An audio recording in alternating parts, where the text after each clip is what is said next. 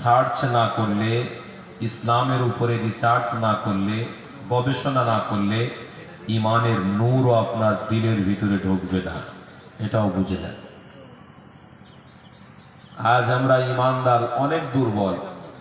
অনেকে নামাজি মনে করি আমি নামাজ পড়েই জান্নাতে যাব, অনেকে আমরা মনে করি মাহফিল দিয়ে জান্নাতে যাব, অনেকে মনে করেন রমজান মাসে যাকাত দিয়ে জান্নাতে যাব, অনেকে মনে করেন গরিব মেয়েদের বিবাহ দিয়ে জান্নাতে যাব। ওটা নয় বাপ। কোরআন খুলুন, স্পষ্ট ভাষায় আছে ওয়াহসিনু ইন্নাল্লাহা ইউহিব্বুল মুহসিনিন। তুমি জান্নাতে যাওয়ার আশা যদি করো তো আমার রসুল সর্ব জিনিস দেখিয়ে গেছে, সর্ব জিনিসের জন্য কষ্ট করেছে। মেয়ের বিবাহ দাও, আবার নামাজও পড়ো, ইমানি মাহফিলে আসো, বসো, দরুদও পড়ো, সুবহানাল্লাহ বলো, আল্লাহর দাসত্ব করো, সমস্ত কাজে আল্লাহ তার রসুলের নিয়ে চর্চায় রাখো, তাহলে সমস্ত আমলের মধ্যে একটা আমল আল্লাহ কবুল করে আপনাকে জান্নাতি বানিয়ে দেবে। চেষ্টা করতে হবে বাপ। শুধু মুমিন দাবি করলে হবে না। ভারতবর্ষে অনেক ধর্ম আছে, যে যার ধর্ম নিয়ে সে যার গবেষণায় পড়ে রয়েছে, কিন্তু মুসলমান শুধু একটা জিনিসের উপরে পড়ে রয়েছে, কি? ব্যবসা বাণিজ্য, কাজ কারবার, পেট বাঁচাও, পেট বাঁচাও, আগে ভোজন তারপরে সব কিছু।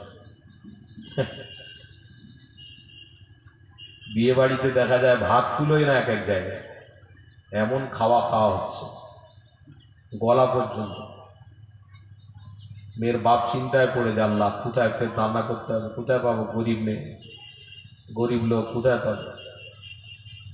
ভোজন হয়েই যাচ্ছে।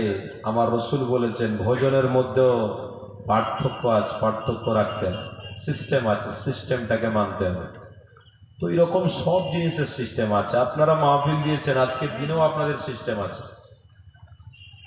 যারা এই মাহফিলকে ভালোবাসবে অবশ্যই তাদের ভিতরে ইমানের জজবা আসবে। মাহফিলকে ভালোবাসা কেমন হবে? এক তো ইমানি মাহফিল কষ্ট করে দিতে হবে, আবার এসে বসতে হবে। আল্লাহ চাইলে কোন সময় কোন মুহূর্তে তোমার সুবহান আল্লাহ বলাটা কবুল হবে, ওই কবুলিয়াতের ওসিলা আল্লাহ মাহফিলটাকে আপনাকে জান্নাতি বানিয়ে দেবে। কথা বুঝতে হবে বা বোঝার বিষয় আছে, শুধু বললে হবে না আর মাহফিল করলে হবে না। আজ অধিকাংশ মাহফিলগুলো দেখুন,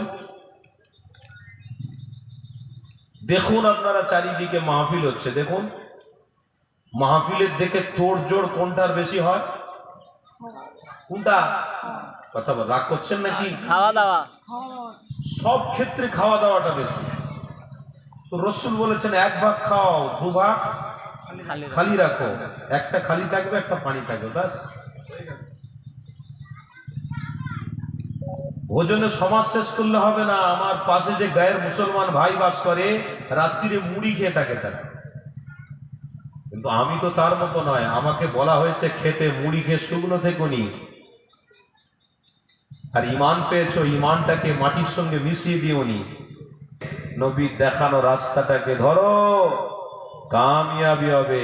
আমি আল্লাহ তোমাদেরকে এমন কামিয়াবি দেবো, কিয়ামতের দিনে সব মানুষ দেখতে থাকবে তোমরা নবীর হাতে জান্নাতি পানি পান করতেই থাকবে। আজকে যেমন ইমানি মাহফিলে বসে দেখছেন ওয়ারাসাতুল আম্বিয়াদেরকে, নবীর ওয়ারিসদেরকে দেখছেন, কাল কিয়ামতে ওই রকম রসুলের সাথে দেখা হবে, নবীর হাতে পানি পান করা হবে। আল্লাহ আমাদের কবুল করেন, বলুন আল্লাহ। তাই বলবো আমার আব্বারা, আমরা পশ্চিম বাংলার মানুষ, বিশ্বাস করুন অনেক ভালো আছি। সব রাজ্যগুলো ঘুরে আসছি বাপ, পরিস্থিতি ভালো না, খুব খারাপ পরিস্থিতি। আমাদেরকে আল্লাহ সুখে রেখেছেন। আমার তো মনে হয় সুখটা মোহাম্মদ রসুলের প্রেমের জন্য এখনো রয়েছে, জোরে বলবো। তাদের ঘরে সে প্রেম নেই বা সে ভালোবাসা, যে ভালোবাসা আমার পশ্চিম বাংলার মানুষের মধ্যে আছে। চাকরিজীবী, অ্যাডভোকেট, শিক্ষিত মানুষও মাহফিলে এসে বসে থাকে, কোটি টাকার মানুষও মাহফিলে এসে চটে বসে থাকে। এইটাই তো আমার আল্লাহ দেখতে চায়।